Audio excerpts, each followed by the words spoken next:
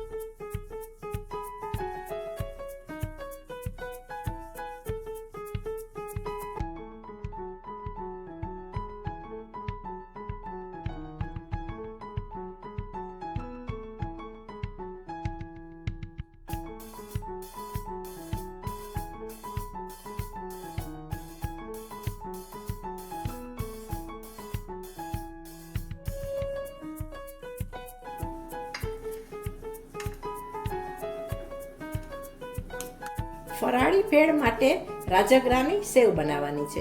તેના માટે મેં એક વાટકી રાજગરાનો લોટ લીધો છે અને તેમાં આપણે હવે મરીનો ભૂકો ઉમેરીએ. સ્વાદ પ્રમાણે મીઠું ઉમેરીએ. હવે પાણી નાખી અને એક લોટ બાંધીએ.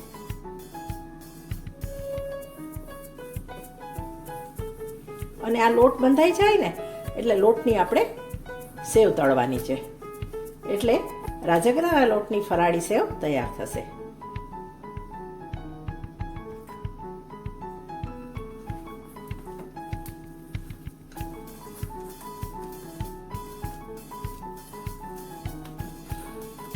લોટ આપણે સેવ જેવો ઢીલો બાંધવાનો છે કે સેવની જે જાડી હોય ને પાતળી કાણાવાળી તેમાંથી જે રીતે નીકળી શકે ને એટલો આપણે ઢીલો લોટ બાંધવાનો છે.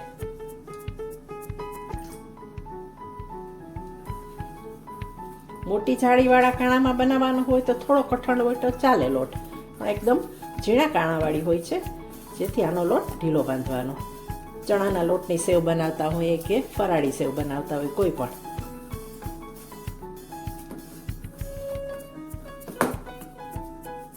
હવે લોટને આપણે સેટ થવા દઈએ ત્યાર સુધી આપણે બીજી તૈયારી કરીએ.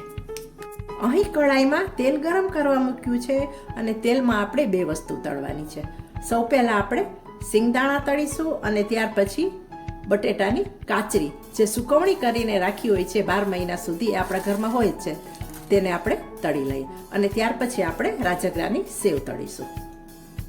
તેલ ગરમ થઈ રહ્યું છે. હવે આપણે એડ કરી દઈએ સિંગદાણા.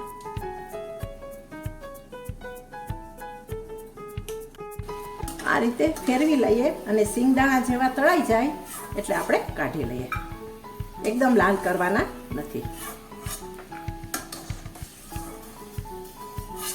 ફૂટી જવા જોઈએ એટલે કે તળાઈ જવા જોઈએ.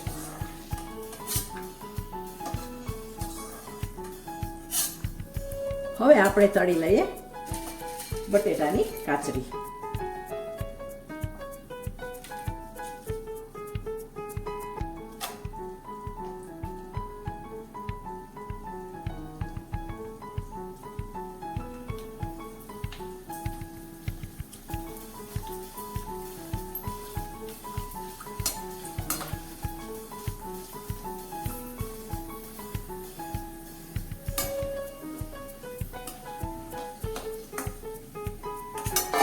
આ રીતે આપણે કાઢી લઈએ તળાઈ જાય એટલે.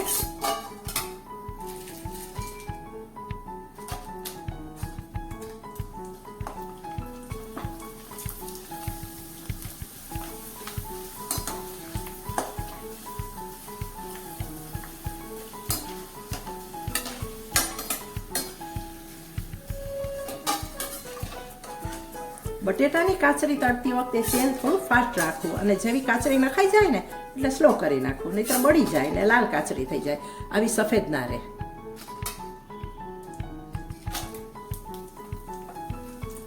આ રીતે બધી કાચરીને આપણે તળી લીધી છે. ગેસને આપણે બંધ કરી દઈએ અને સેવના મશીનમાં હવે આપણે રાજગરાના લોટનું જે લોટ તૈયાર કર્યો છે પૂરણ તેને ભરી લઈશું. ત્યાર પછી તેને પણ તળી લઈએ.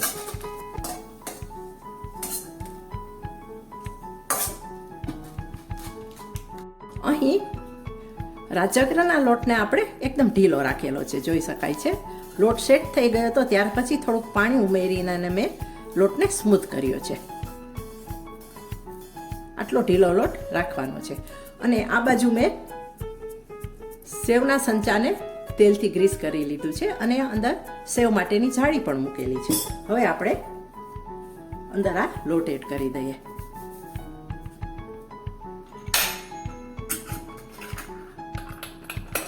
મશીનને આપણે બંધ કરી દઈએ.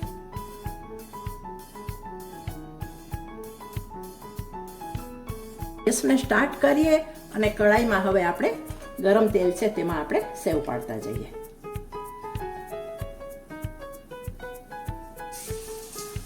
આ રીતે ઢીલો લોટ હશે ને તો તરત પડવા માંડશે.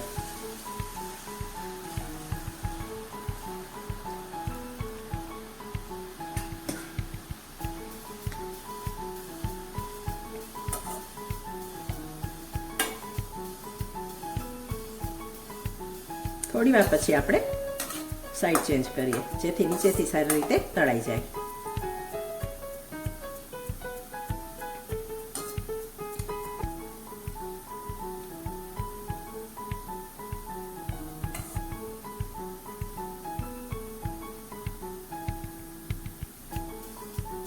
ચણાના લોટની સેવ કરતાં આ સેવને થોડી તળાતા વાર લાગે છે, ક્રિસ્પી થતા એકદમ તરત નથી થઈ જતી. થોડી રાહ જોવી પડે છે અને ત્યાર પછી આપણે ફેરવી લેવાનું સાઈડ. અને બંને સાઈડ એકદમ કડક રીતે તળાઈ જાય ત્યાં સુધી આપણે ફ્રાય કરી લઈએ.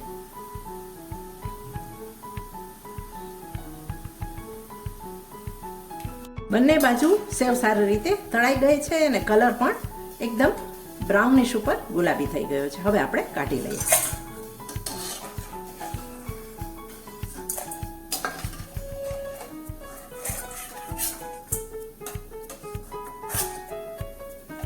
બધી જ સેવ આ રીતે આપણે સૌ પહેલા તળી લઈએ.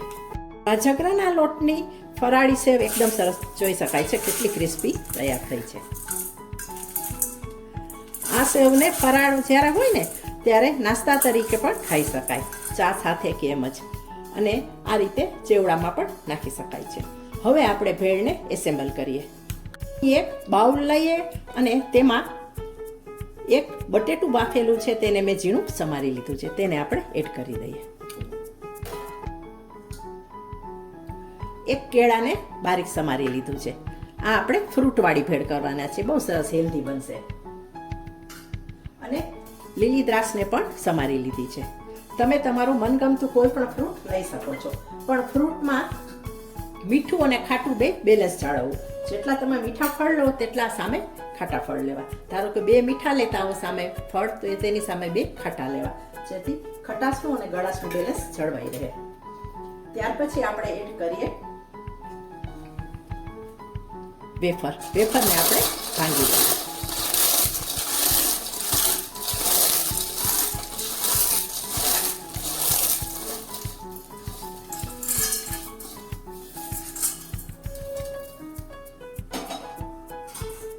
હવે ઉમેરી દઈએ સિંગદાણા.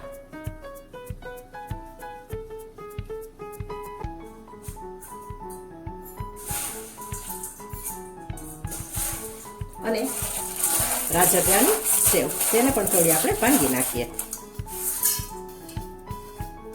હવે આપણે બધું મિક્સ કરી લઈએ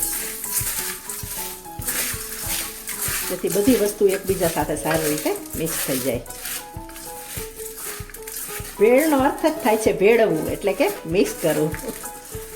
બધી વસ્તુ એકી સાથે મિક્સ કરી દેવાની છે. આપણે સ્વાદ પ્રમાણે સંચળ ઉમેરી દઈએ.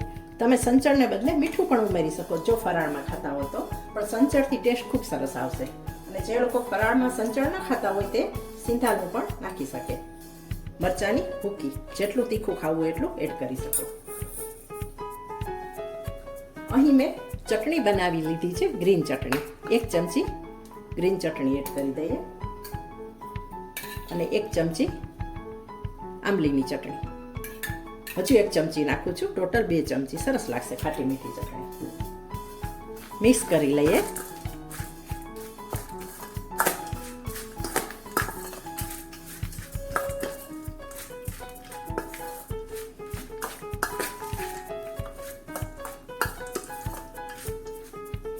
આ બધું મિક્સિંગ તમારે જ્યારે સર્વ કરવું હોય ને ત્યારે જ કરવાનું. બધી વસ્તુ તૈયાર કરી લેવી, જ્યારે જમવા આપવું હોય ત્યારે જ આ બધું મિક્સ કરી અને આપવું. ત્યાર પછી એડ કરીએ આપણે ફરાળી ચેવડો અને કોથમરી. ફરીથી મિક્સ કરી લઈએ. અહીં ચાખી જોવાનું, જો કાંઈ ખૂટતું હોય તો એડ કરી દેવાનું. હવે આપણે સર્વિંગ કરી લઈએ.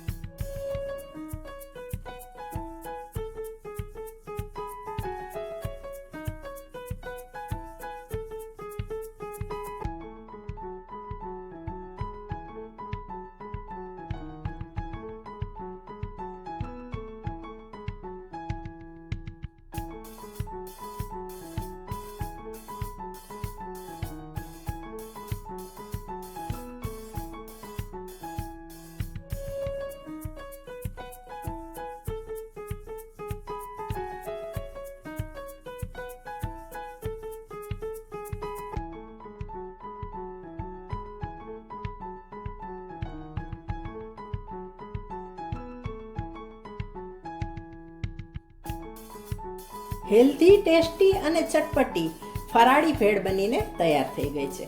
હવે મળીશું નેક્સ્ટ વિડીયોમાં. Thanks for watching.